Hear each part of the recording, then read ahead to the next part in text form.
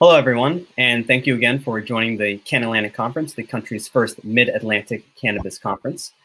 This session that you're now viewing is focused on corporate social responsibility, and it is sponsored by Holistic Industries and Soulful Cannabis.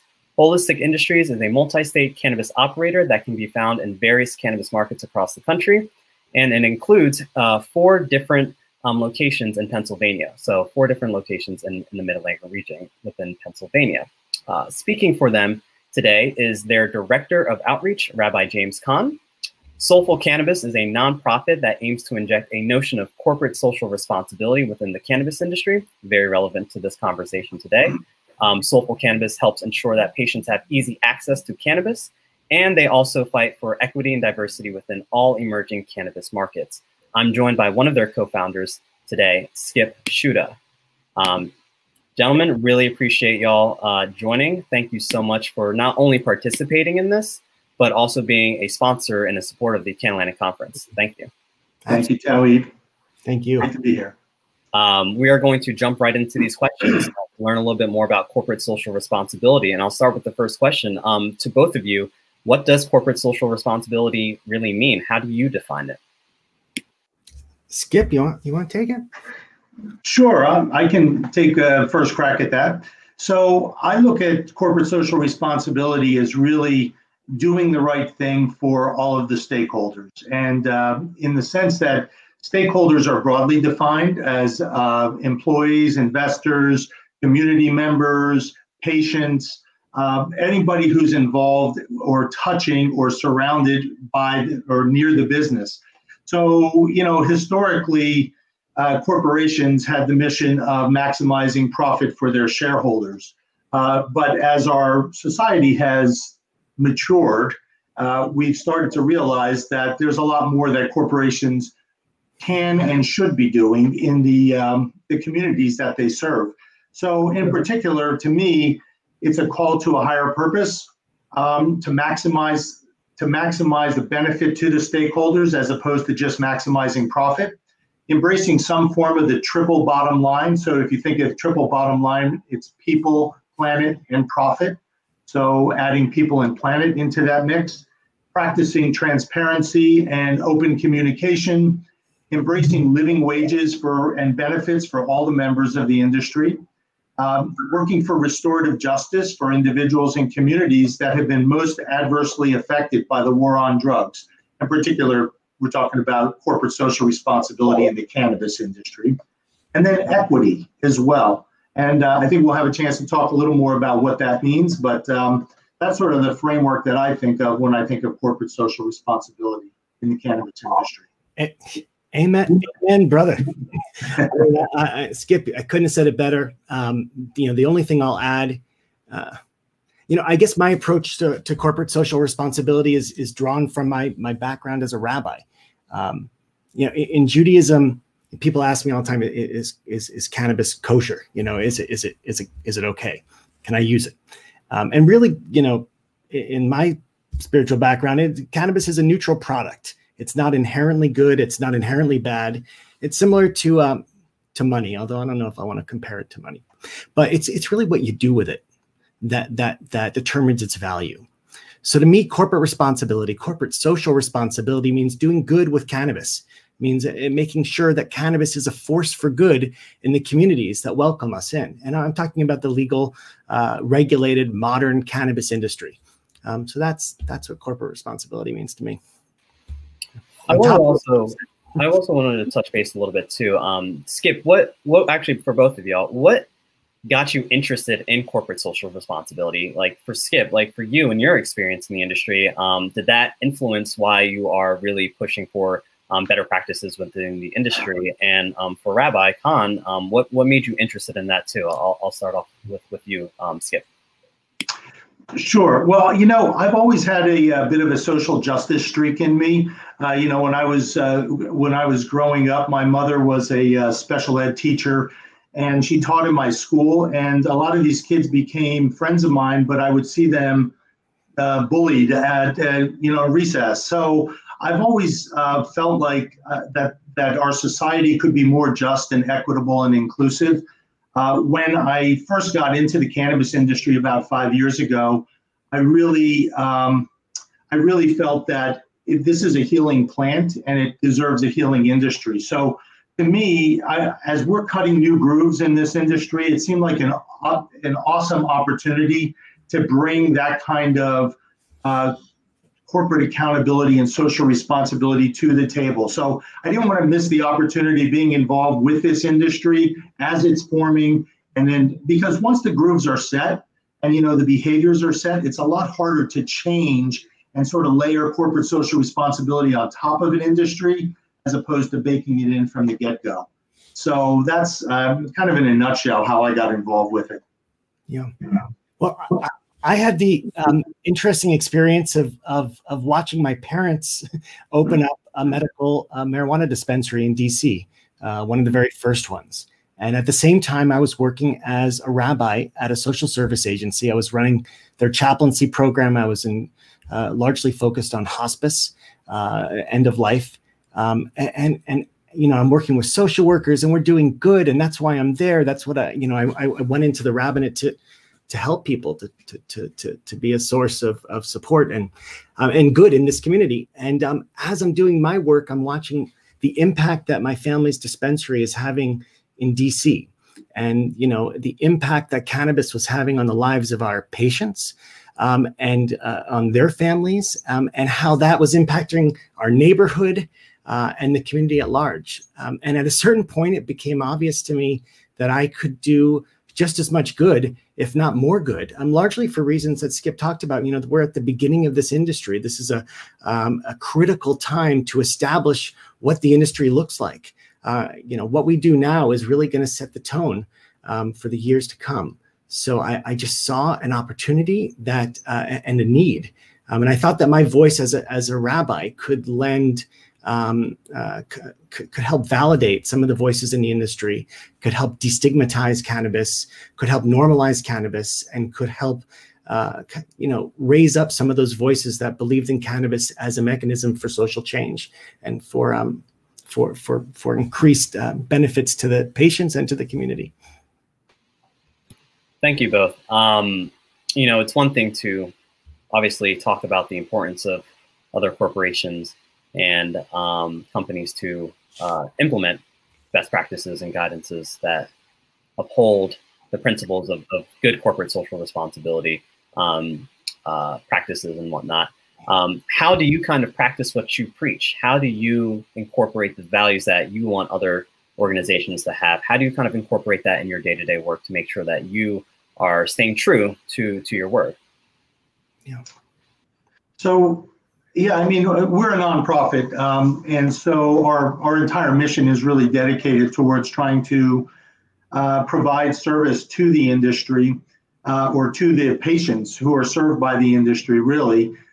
In Pennsylvania, for us, we do a lot of work with caregiving. So we have a Soulful Caregivers program where we actually go out, we provide free caregiving services to patients who are in need, so hospice patients, cancer patients, people who are immunocompromised. But, ever since I've been involved in this industry, and I've been a consultant, I've been an owner of a dispensary, I've been a chief operating officer, and now for 2 years, I've been working in this nonprofit with an all-volunteer organization. The key to me is really operating with transparency, a sense of accountability for your actions, holding ourselves accountable, holding each other accountable, and then really a community focus. So making sure that we're providing education and events that are helping the community, that are helping people in the community, and providing thought leadership along those lines as well. So on our website, we have a number of credos and principles and those sorts of things that really outline what we see as the guidance that we should be adopting in the industry. We try to lead by example, I guess, is the best way to say that. We use a governance practice that's called holacracy, which is focused on agile governments, and rather than having a top-down structure, it really emphasizes kind of a bottom-up approach where people in the organization can raise issues, you can resolve tensions, and then you can really dynamically steer your organization to meet the needs of the community. I mean, for Holistic, at the very beginning of my work at Holistic, it was crucial to me that corporate social responsibility wasn't just another department or an add-on feature, but something that was central to the very ethos of the company. And it's why I decided to work for this company. I happened to know the CEO was a buddy of mine, and I knew from experience with him that he cared about doing good in this world, and that he believed in cannabis as a vehicle for that good. So I knew that he'd give me the resources I needed to kind of make that dream come true, to have social responsibility at the core of a cannabis company. And we've started this an initiative, a project at Holistic called Liberty Cannabis Cares. Liberty is how many of you might know us through our Liberty dispensaries. But Liberty Cannabis Cares is 4 pillars. Social equity is one of them. Diversity is another. Cannabis literacy, and community outreach. So those are kind of my dream is that every action we take as a company a line can be drawn from that action to one of those goals. And what does that look like in reality? I mean, it looks like helping sponsor conferences like this, in providing financial support to a lot of nonprofits and to initiatives that share our values, and that share the community's values. Whenever we enter a new market, my job is to basically find out what keeps people up at night. What are their fears about cannabis? What are their dreams for their community? It's basic community organizing 101. And when I learn those things and I talk to those folks, then we create initiatives that speak to those goals, whether they're educational initiatives that help demystify cannabis and challenge some of those myths with facts, those scary myths that about the sky's going to fall when cannabis comes to our community, or more positive dreams about in Munson, Massachusetts, the community was lacking a public transportation system. It was largely an older community, spread out. People were homebound and really didn't have the ability to get around. So, we helped create a transportation system there, a free transportation system for elders. That was specific to that community. But that's really the core of it is going in, finding out what matters and making sure that we're responsive to that. And it also, as I said, integrating into every component of our company. So, how we treat our employees, our benefits packages, our living wage, all of that is what this looks like in real time. Love that. Love the 4 pillars and the way you tie your action right back into those 4 pillars. I think that that's a great lesson, I think, for a number of companies that are operating in the industry. And it's good too that your friend is one of the leaders of the companies that you work at, because then you can hold them accountable and they can also understand that this is near and dear to your heart, and for you to work there, that they have to uphold those principles. So it's good to have that internal accountability mechanism close to the top, so to speak. Luckily, it wasn't just. Luckily, it's not that big of a push. I mean, just one story. When I met Josh in DC, it was because there was my family runs Tacoma Wellness, and we had a patient, an 8-year-old boy, the first kid in the DC program, and he had intractable epilepsy. And his mom ran a support group for mothers of kids with intractable epilepsy, and they were, having to go to Colorado to get CBD oil. And when DC's program first came out, there was a limit to 100 plants per company. And so nobody was growing CBD because it wasn't economical to do so. We brought this kid to Josh at Holistic, and he had CBD plants growing within a month. And we continue to provide them CBD oil to kids in DC at no cost. So it wasn't that big of a leap, but yeah, it helps. It helps that he's my friend. That is, it's nice. And actually is a good segue kind of into providing our viewers and people who are watching this right now. What are some actual items that people can or tactics people can use when they want to hold the industry and different dispensaries or grower processors accountable for implementing more principles that fall under good corporate social responsibility? How can people kind of get activated so that they can ensure that that these companies are actually bringing in good benefits and resources to their communities and not trying to extract resources or take away from improving the community? What are some suggestions? Yes. So, I have a list of things that I look for as sort of warning signs or trouble signs that a company might be exhibiting if they're not following a program of corporate social responsibility. And I think the Rabbi just talked about a number of ways that companies can address those issues and have done it very well. So lack of patient education. Some companies just aren't doing anything to educate patients. They're just pushing products. Clearly, that's not something that is happening in holistic. Missing engagement with patient groups. So I love the story of working with a child who has epilepsy. There are a number of patient groups that are out there that are hungry for relationships to help steer their members through the use of cannabis as a medicine. Lack of patient-centered communications and public service announcements, undertrained technicians. So you meet with the technicians and you find that they really don't have the knowledge about the plants. I mean, one of the amazing things about commercializing cannabis is that there are a wide range of product formulations that are available. So, and you go in and you look at a cartridge, and there are lots of different ways that those cartridges are formulated. Is it liquid live resin, or is it an isolate, and so you need your technicians to be trained in those differences so they can speak knowledgeably to the patients. Watch for a clash between capital and culture. Again, something I think the Rabbi just talked about in terms of, because, a lot of these organizations were built on the back of, investors who are looking to return a profit. And you end up with this tension between doing the right thing for the community versus trying to maximize profits. And sometimes, for example, you might see availability of products sort of shifting based on the profitability of different products.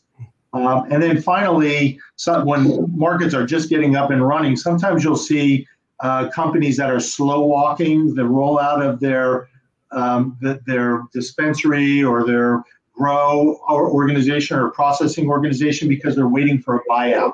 They're waiting for capital to flow in and make some money. So those are some of the things that I would watch for. And if you see any of those, you can sort of use that to call out the organization. Yeah. I mean, I second everything Skip said. Just with one small caveat, just that sometimes it's not about profit; it's just about survival. I've seen at least from the mom and pop perspective of my family's shop in DC.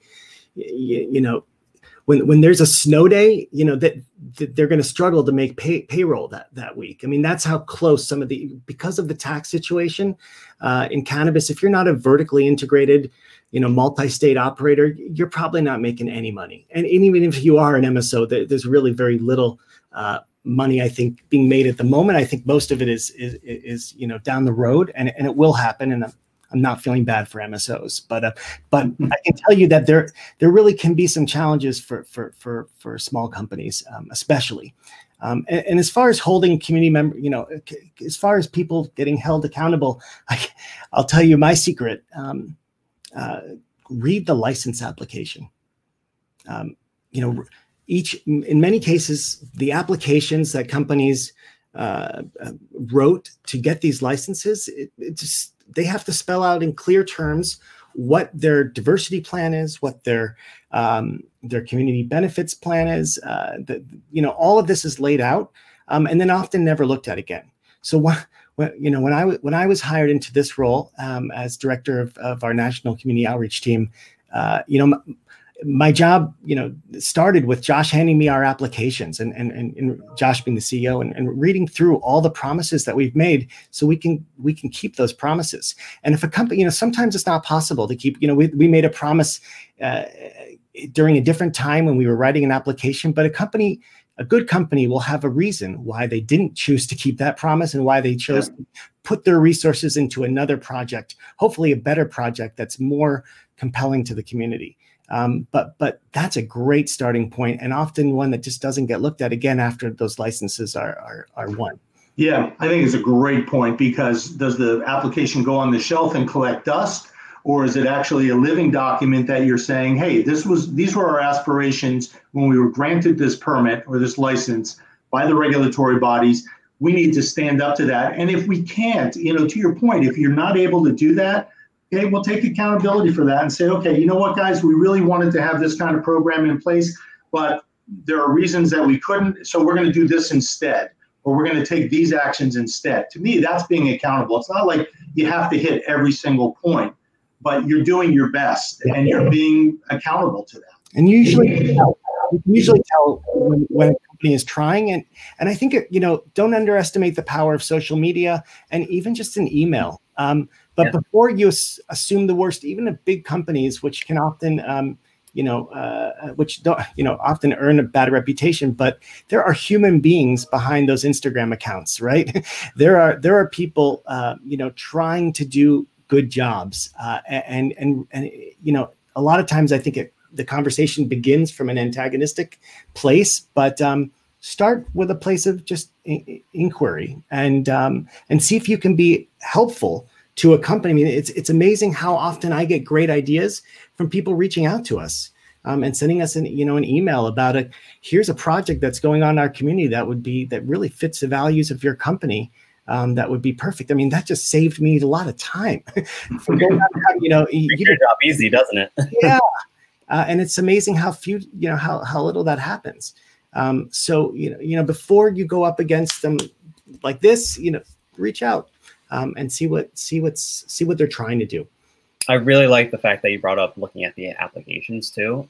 For those, depending on where your state is, sometimes those applications may be easy to access or hard to access, or they may be really heavily redacted or not.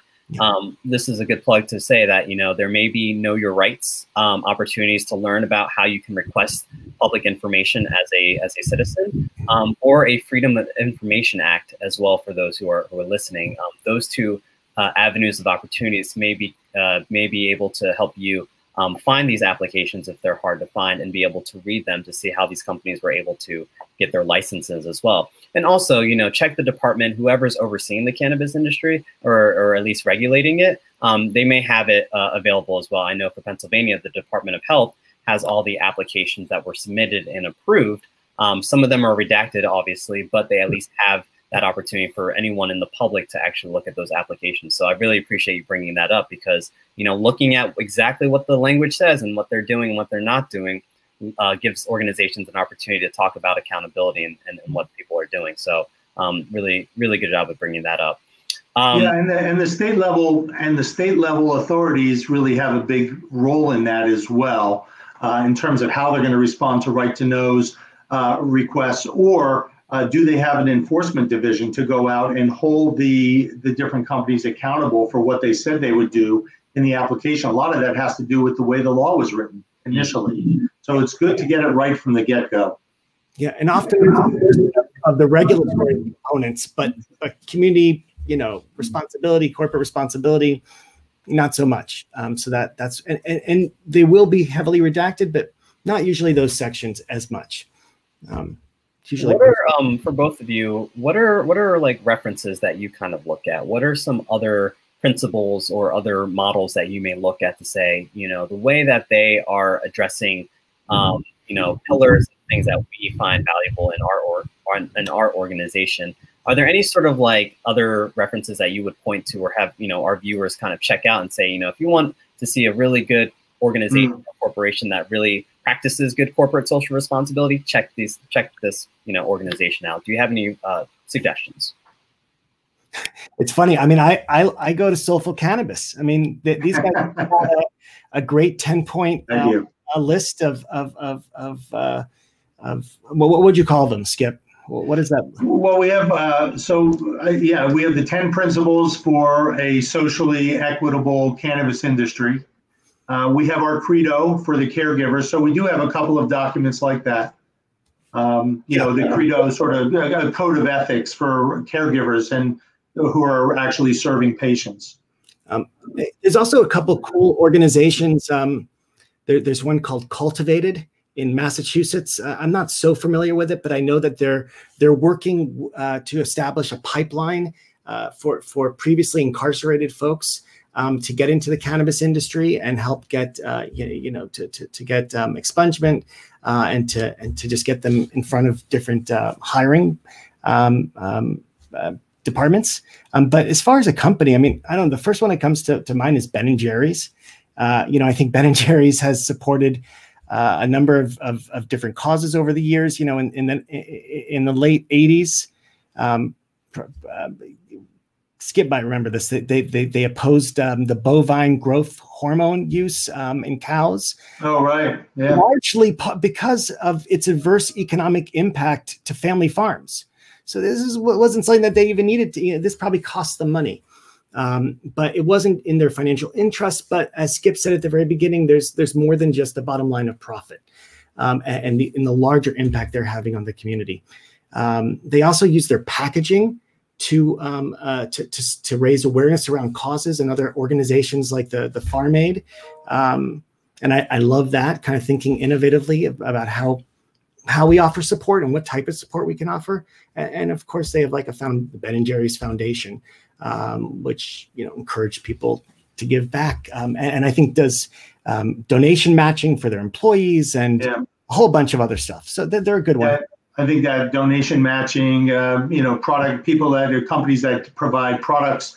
There's a sock company out there now that provides matching socks for homeless shelters. I think Jason always talks about, I think, Tom's Toothpaste. Jason's one of our co-founders, and how they provide sort of a giving back campaign as well. So, yeah. And then also, there are a number of activist groups that are espousing good behavior, Minorities for Medical Marijuana, Drug Policy Alliance. There are groups that are out there, I know, that are trying to define frameworks and solid approaches to socially responsible cannabis. I know the Last Prisoner Project deserves some attention. They're working. I mean, one of the things that keeps me up at night is that the job that I get up and do every day that feeds my kids and pays my mortgage, there's people sitting in jail for having done the same job. I used to run our dispensary in Maryland. That's what I'm thinking of. But that and organizations like Last Prisoner Project are working to make sure that stops. That we get those people out of jail. So yeah, there's a lot of great organizations. In terms of we obviously have to talk about COVID-19 and the uprisings that are happening, the movement for Black lives and ensuring that police brutality ceases, and even the calls for abolishing the police and enforcement in that way. Given the pandemic and the nature of the pandemic, how does that alter a corporation's interest in applying good corporate social responsibilities within their practice? And within the uprisings and the call for, either defunding the police, abolishing the police, or just supporting Black lives, where does corporate social responsibility fall within that structure as well? Can you speak on that? Well, I can tell you, I mean, we made a statement when the protests really started to, start to reach the national stage. We made a statement in support of the protesters and their call for equity in our society in general, for Black Lives Matter, and really this idea of, to me, defunding the police. I mean, part of the challenge is when you have sort of soundbite level 3-word items, it's wrapping a lot of complexity into that. But to me, that has to do with restructuring our criminal justice system. We've also tried to make the case with caregiving, for example. When corporations support the caregiving, A, they're bringing new patients in the door, so they could be making more money. B, they're improving their brand because they're shown as being involved with socially responsible activities. And C, they're actually providing an element of resilience, because all of a sudden you have all these immunocompromised patients who are coming to the cannabis stores or the dispensaries to get medicine to help them. Now they're afraid to go into these stores because they don't want to go out in public. Well, because the companies that have invested time and energy into caregiving and supporting caregiving services all of a sudden are much more resilient and able to serve a broader population because they can deliver the medicine directly through caregiving. So that's just an example of how that can manifest. I mean, I know that when COVID struck, we felt we felt an obligation to use whatever resources we had to help the communities that we serve. So what did that look like? It looked like using our vendor relationships to be able to source N95 masks from China when nobody else could, and we actually were able to secure 10,000 masks and distribute them to nursing homes and first responders, communities across the country. And also to our staff, which is, if once cannabis was deemed essential, you now have our staff became frontline workers, really facing a lot of fears. I mean, I had assistant managers who chose to live separately from their partners because they didn't want to expose them to any COVID they were potentially picking up at the shop. So we really had to, a lot of those masks went to our staff, and about 6,500 were donated. We also converted our labs to be able to produce hand sanitizer when you couldn't source it anywhere, and donated hundreds of gallons around the country, and also sent it to our staff and made sure our customers had access to it. So those were two small ways. Using our voice and the stage that we're able to have that voice on, to say that that Black Lives Matter, and to use our capacity, that the choices we have as a company about where to even locate our next cultivation center can really help undo some of the damage that a lot of communities have faced from over-policing and a lot of other challenges. But putting a cultivation center in a community can bring hundreds of jobs to that community, and we choose those locations quite methodically and carefully to do a lot of good. Yeah. Gentlemen, we've hit our 30-minute mark. We even went over a little bit, so I really appreciate this really good and important conversation. Just we have a little bit of information scrolling underneath as well, but if there's any other information that you would like to give our viewers, Skip, is there any particular information that you want people to check out? The only other thing that I wanted to just touch on, but I'll just mention it here because I think equity in the industry is really important. There are social equity programs to try to get people who may not otherwise have access to the capital into cannabis businesses, but consider employee stock option programs, ESOPs, or building cooperative businesses. There are ways to get the employees involved and actually have them participate in building a business, and the businesses run much more effectively. So that's one area that maybe we can explore in a future conversation. Check out Holistic Industries website, check out Soulful Cannabis website, and you'll get some good information. And you can always reach out to me, Rabbi@holisticindustries.com. We are going to be moving to the live Q&A portion. So for those who've been watching, if you have any burning questions, we're going to bring our panelists on board to either extrapolate on some of the messaging and information that they've provided here already, or to answer some of your questions. But while we're here, Rabbi Kahn, Skip, thank you again for joining and supporting the CannAtlantic Conference. Great, thank you. Thank you, Tawhid. Thank you, Rabbi. It's good seeing you both. We'll talk soon.